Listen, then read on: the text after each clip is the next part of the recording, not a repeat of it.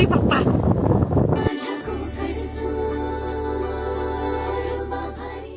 नमस्कार मंडळी, काय मग कसा बरा मा? चतुर्थी बितुर्थी झाली, नैवेद्य मोदक आणि बैसाची उसळ खाऊन वाईस सुस्तावले असाल. मी सुद्धा या वर्षी चतुर्थीक माझ्या गावात गेले. माझं गाव सावंतवाडी. तर चला माझो ट्रेनचा प्रवास तुमका देखायते. तर झालं असं की रात्री ठाण्यावरनं 1:15ची आमची ट्रेन होती, पण ट्रेन लेट झाली. ॲज युजल ती 1 तास लेट होती. आणि मग जेव्हा ट्रेन आली तेव्हा मी आणि आई तर ट्रेनमध्ये चढल्यावर लगेच झोपून गेलो. सकाळी जेव्हा मला जाग आली तेव्हा रत्नागिरी आलं होतं आणि अर्धी ट्रेन खाली झाली होती. मग मी मस्त एक विंडो सीट जवळ बसून प्रवासाचा आनंद घेत होती. या प्रवासाचा मला नेहमीच खूप उत्साह वाटतो, कारण लहानपणापासूनच मी जेव्हा जेव्हा कोकणात गेली आहे तेव्हा सुंदर निसर्ग, नद्या, दरी, ओहोळ हे सगळं बघून मन खूप प्रसन्न होतं. आणि खरंच कोकणात जन्माला येणं हे खूप भाग्याचं आहे. खरं तर हीच कोकण रेल्वेची खासियत आहे. या घाटातले वळणं, खोल दऱ्या आणि लांबच लांब बोगदे पाहताना मन अगदी ताजं होतं. हे सगळं बघताना वाटतं आपण निसर्गाच्या खूप जवळ आहोत. रेल्वेच्या प्रवासात सतत हे फेरीवाले येतच असतात, त्यामुळे पाण्याची किंवा खाण्याची कसलीच चिंता नसते. मी सुद्धा मस्त भेळ घेतली आणि खिडकीतून सर्व दृश्य बघत मस्त एन्जॉय करत होती.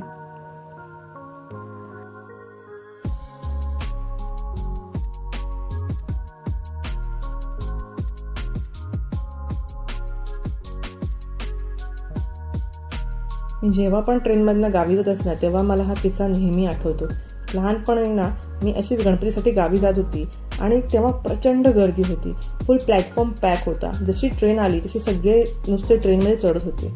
आणि तेव्हा माझ्या बाबांनी मला इमर्जन्सी विंडोमधून मला ट्रेनच्या आत पाठवलं होतं. हो, इमर्जन्सी विंडोमधनं मी आत गेली होती. एवढी गर्दी होती.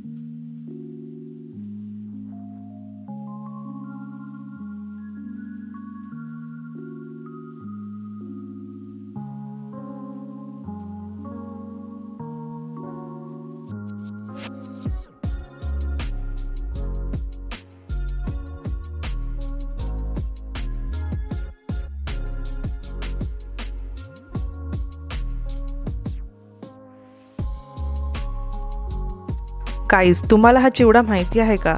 जर तुम्हाला माहीत नसेल तर मी सांगते. हा चिवडा फक्त कोकण रेल्वेतच भेटतो आणि या चिवड्याला मालवणी चिवडा असं बोलतात. आणि हा 1 नंबर लागतो. जर तुम्हाला कधी भेटला तर तुम्ही नक्की हा ट्राय करा. खूप क्रंची आणि क्रिस्पी आणि खूप फ्लेवरफुल असा हा चिवडा आहे. तर तुम्ही हा नक्की ट्राय करा.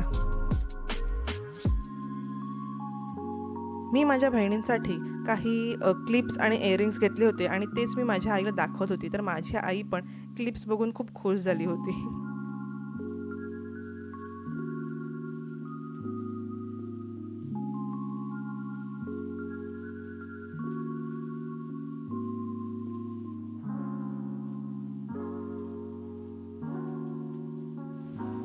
असंच मस्तपैकी व्ह्यू एन्जॉय करत असताना गाडी थांबली आणि नंतर मला कळलं की ती ॲक्च्युली क्रॉसिंगसाठी उभी राहिली आहे.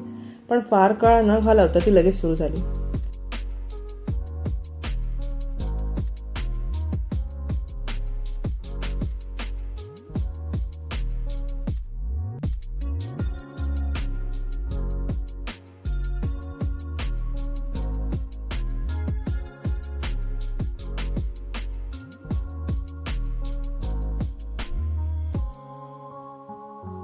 आणि आता आलं आहे सिंधुदुर्ग स्टेशन. ॲक्च्युली ना कुडाळ, सावंतवाडी हे सर्व सिंधुदुर्ग जिल्ह्यातच येतात.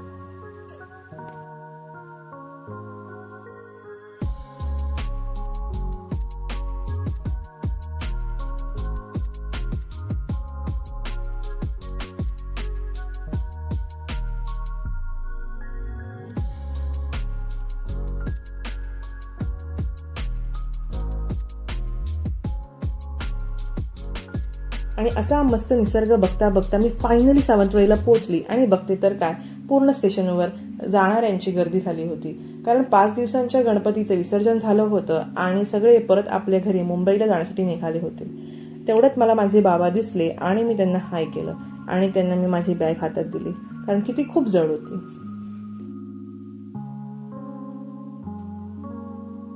जसं जसं मी पुढे गेली तसं तसं मला समजलं की सावंतवाडी स्टेशनचा पूर्णपणे कायापालट झालाय. कारण जेव्हापासून हे जे नवीन कामकाज केलं आहे सावंतवाडी स्टेशनचं, त्याच्यानंतर मी गावी गेलीच नव्हती. सो मला ते सगळं बघून खूप मस्त वाटलं. फुल एअरपोर्टवाला लुक दिला स्टेशनला, खूपच भारी वाटत होता. आणि तिकडे ना सावंतवाडी स्टेशनला तुम्ही बघाल तर तिकडे ना असं चित्रे काढली आहेत जे रिप्रेझेंट करतं सावंतवाडीला. That was amazing.